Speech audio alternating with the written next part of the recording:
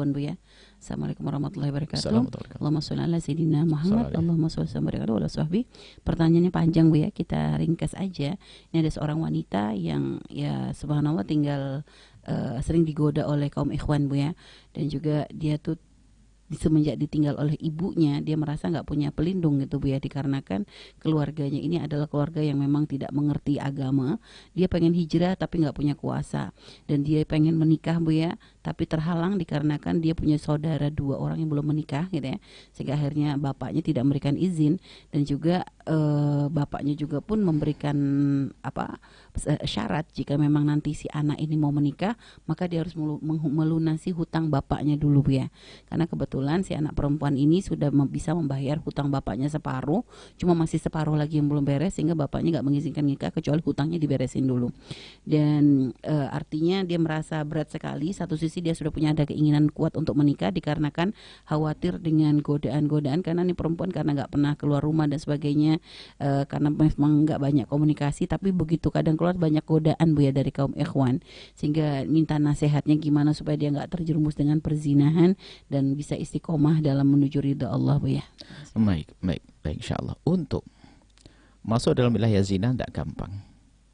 Wanita mulia tidak mudah untuk masuk wilayah zina, berat, susah. Ya, Bu ya. Jadi tidak semudah itu kalau orang terpeleset dalam zina itu. Insyaallah Anda tidak tergolong orang itu. Amin. Karena perzinahan itu adalah rendah sekali, sehingga kalau orang tidak segera tobat pezina itu, maka dia akan terus rendah. Tapi kalau bertobat, Allah Maha Pengampun. Tapi insya Allah ahli iman yang orang yang punya kehormatan, bahkan di dalam masa jahiliyah pun, kisah Hindun itu yang akilatul akbat, yang memakan, yang begitu bencinya dengan Nabi, sehingga waktu Sayyidina Hamzah pamanda baginda Nabi wafat, dibelah dadanya dan digigit hatinya, sehingga betul-betul kebenciannya pada Nabi sampai gelarnya adalah akilatul akbat, yang makan hatinya Sayyidina Hamzah karena marah pada Rasulullah. Tapi setelah masuk Islam, diajak baiat oleh Rasulullah. Berbaiat untuk apa ya Rasulullah? Ya untuk tidak menyekutukan Allah. Baik, kami berbaiat. Apalagi Rasulullah? Berbaiat untuk tidak minuman keras. Baik, kami berbaiat. Apalagi? Berbaiat untuk tidak mencuri. Baik ya Rasulullah, kami berbaiat, siap. Terakhir, apalagi Rasulullah? Berbaiat untuk berzina. Oh, di saat untuk tidak berzina. Di saat diajak berbaiat, berjanji untuk tidak berzina, dia kaget. Ya Rasulullah, apakah terbayang orang seperti kami ini melakukan zina? Oh, padahal masa jahiliyah yang tidak ada iman. Tapi zina nggak mudah, karena itu adalah kehormatan. Bagi yang tidak punya iman pun dia ngerti kehormatan. Seperti sesuatu yang kalau mahal nggak boleh gampang disentuh oleh siapapun, kan begitu. Apalagi sama membuka wilayah yang termahal, yang terpenting, termulia, ini kemuliaan, nggak mungkin. Jadi Anda insya Allah nggak akan masuk wilayah ini. Ada pintu halal ini yang bisa menjadi masuk wilayah zina karena dia sempit matanya, tidak ngerti pintu halal. Saya akan nasihati kepada siapapun ini. Pintu halal sangat mudah, termasuk bagi Anda, bagi siapapun. Adapun bagi Anda, ketahuilah bahwa begitu pentingnya memenuhi kebutuhan pribadi ini. Jika ada seorang wanita, ingat, seorang anak wajib patuh pada orang tua. Ini harga mati, nggak bisa dipantah. Nggak boleh melanggar orang tua, seperti apapun. Akan tapi ada keadaan tertentu. Jika seorang anak gadis sudah waktunya untuk menikah, dan sudah ketemu orang yang sekufu dengannya, lah kok orang tuanya melarang dia menikah, maka orang tua sudah dilanggar. Karena apa? Urusan pribadi. Jangan sampai masuk wilayah kehinaan tadi. Nah, ini termasuk orang tua yang adil, menghalangi putrinya untuk menikah. Apalagi kasus tersebut, suruh bayari utang bapak, bukan utangnya anak. Sebagai tanda bakti saja anak membantu itu. Tapi jangan sampai menghalangi urusan pernikahan. Ini orang tua yang dosanya dosa besar. Bahkan disebut Ibnu Hajar Haytami minal kabair. Termasuk dosa besar adalah seorang tua menghalangi anaknya yang sudah punya hajat untuk menikah lalu dihalangi. Bahkan kalau seandainya naudzubillah anak termasuk dalam zina, masuk zina, orang tuanya mikul. Kenapa tidak buka pintu halal untuk anaknya? Hati-hati wahai para orang tua masalah semacam ini. Pintu halal sangat mudah. Maka bagi Anda yang sudah punya hajat besar seperti itu, maka Anda bisa saja menikah biarpun tanpa izin orang tua. Karena apa? Kasusnya, larangannya tidak masuk akal. Yang utang orang tua, tapi anak harus menjadi korban untuk itu semuanya. Mungkin biarpun untuk Anda, tapi tidak boleh. Kalau orang tua sadar, nggak boleh nyeksa anak semacam itu. Ini kan kebutuhan pribadi seperti kebutuhan makan dan yang lainnya, bahkan lebih lagi. Hati-hati dalam hal ini, wahai para orang tua. Akan tapi tetap berupaya untuk mencari izin selagi Anda masih bisa bertahan dengan menjaga kehormatan Anda.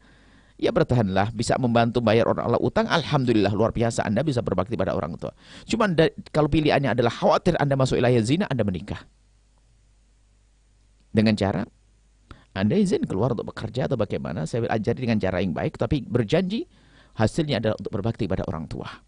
Tetap kuncinya adalah sana. Sebab masalah kebutuhan yang satu ini nggak bisa diwakilkan. Sehingga sampai ada istilah wali adl, padahal kepada orang tua harus patuh, tapi di saat urusan menikah jadi beda. Nah, yang jadi masalah adalah orang tua punya pilihan, hanya mementingkan pilihannya saja sang anak ini yang nggak benar. Itu ada anak durhaka itu. Akan tapi jika sang orang tua memang belum ada pilihan dan melarangnya nggak jelas, maka bisa. Pokoknya nggak boleh lah ini anak. Nanti saja tahun depan. Urusan syahwat bisa saja siang hari ini dan besok minggu ini. Nggak perlu bulan depan. Itu nggak beda seperti urusan makan itu. Kalau makan dulu makannya minggu depan saja nggak ada. Nggak seperti itu. Jadi harus perhatikan para orang tua dalam hal-hal semacam ini. Dan juga kepada wanita-wanita harus mengerti makna kemuliaan. Kemudian banyak wanita-wanita susah menikah. Itu bukan karena susah menikah. Dia telah dibatasi oleh otaknya sendiri. Ambisinya sendiri. Pikirannya sendiri. Sebab pintu halal sangat dibuka luas-luas oleh Allah. Ya misalnya dia ambisi contoh. Biasanya ini wanita yang diberi kesuksesan. Susahnya menikah. Padahal mestinya kesuksesan itu akan mempermudah pernikahan. Bukan mempersulit pernikahan. Ada seorang wanita sukses, ini banyak. Wanita sukses. Dia ingin menikah dengan laki-laki yang punya kesuksesan sama dengan dia atau lebih tinggi lagi. Sehingga di saat yang melamar di bawahnya nggak jadi. Berarti ini adalah dia telah hilang kecerdasannya. Mestinya hidup ini apa sih? Hidup ini kan saling melengkapi. Bukan hidup itu terlalu mengambil. Kalau hidupnya prinsipnya hanya mengambil saja, ini adalah cacat dalam hidup. Ada saat memberi, ada saat menerima. Kalau wanita ini sebetulnya, kalau wanita ini apa sih yang dibutuhkan sebagai seorang wanita? Kalau dia hanya butuh laki-laki yang baik, butuh keturunan, status, perlindungan, maka cukup. Laki-laki di mana saja banyak. Harta Anda sudah punya. Makanya di saat wanita ini menjadikan harta syarat dimiliki sang suami, calon suami, maka dia akan tertunda pernikahannya. Sebab yang punya kekayaan sama dengan dia mungkin tidak akan meminang kepada dia, cari yang lainnya. Sementara dia punya ambisi, harus karirnya lebih tinggi dari saya, uangnya lebih banyak dari saya. Nah, ini sudah nggak jelas, makanya susah menikah. Karena telah dibatasi oleh akalnya dan otaknya. Yang katanya cerdas mencari uang, tapi dungu dia dalam memilih pasangan. Nah ini sengaja saya agak keras begini, kenapa? Na'udzubillah, perzinahan mudah terjadi saat ini. Sementara syahwat terus bergolak. Dia harus berpikir, coba na'udzubillah, seorang laki-laki, seorang wanita yang diberi oleh Allah kecukupan rezeki. Dia bisa berzina, na'udzubillah. Resikonya adalah di akhirat nanti. Tapi kenapa menikah dengan laki-laki? Menikah dengan laki-laki yang laki-laki tidak punya apa-apa, tapi dia punya hati, dia punya akhlak, dia punya ibadah, dia punya sopan santun, dia punya pengabdian, dia punya pengayoman. Kenapa tidak memilih dia biarpun tidak punya apa-apa? Begitu sebaliknya seorang laki-laki. Kadang-kadang kita dikuasai oleh ambisi, bukan memenuhi kebutuhan kita yang sesungguhnya. Sehingga menikah jadi susah.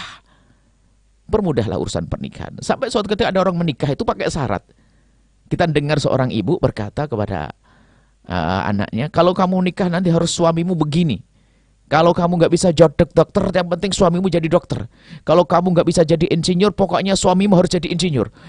Lah kok dibatasi betul nih pernikahan jadi? Memangnya apa? Apa jadi insinyur langsung kaya? Jadi dokter langsung kaya? Kalau kamu nggak bisa jadi ustadzah, suamimu harus ustadz. Memang jaminan ustadz? Bukan begitu, yang penting orangnya baik gitu aja selesai. Ini kadang-kadang susahnya pernikahan ini karena apa? Dibatasi oleh dirinya sendiri. Padahal dibuka oleh Allah pintu halal semudah-mudahnya. Semoga Anda bisa segera menikah dan ingat takut kepada Allah. Jangan masuk oleh zina. Adapun satu poin, saya banyak yang menggoda. Ketahuilah, laki-laki penggoda itu adalah tidak akan mudah menggoda kecuali memang orang itu mengundang untuk digoda. Sebab kalau laki-laki penggoda dengan orang yang susah digoda nggak mau ngapain. Saya cari yang gampang saja. Jadi kalau ada wanita merasa sering digoda, mungkin karena ada, mohon maaf, ada centilnya, ada mungkin bahasanya, ada mungkin tolah-tolehnya, ada lirik-liriknya atau apa. Tapi kalau wanita menetapkan diri dalam wibawa yang sesungguhnya bukan aksen wibawa, Ya susah laki-laki mengganggu. Laki-laki yang jahat sekalipun, ganggu dia percuma, apain, buang energi, mending cari yang lain saja, begitu. Jadi kalau ada seorang wanita yang merasa banyak diganggu oleh kaum laki-laki, maka mungkin Anda telah membuka. Apakah mungkin Anda dengan dandan yang bikin orang pusing, atau kayak Anda bikin pusing, dan sebagainya, maka kembali kepada Anda sendiri. Tapi kalau Anda berperan sebagai seorang wanita yang wibawa, laki-laki mengganggu Anda pun jadi susah.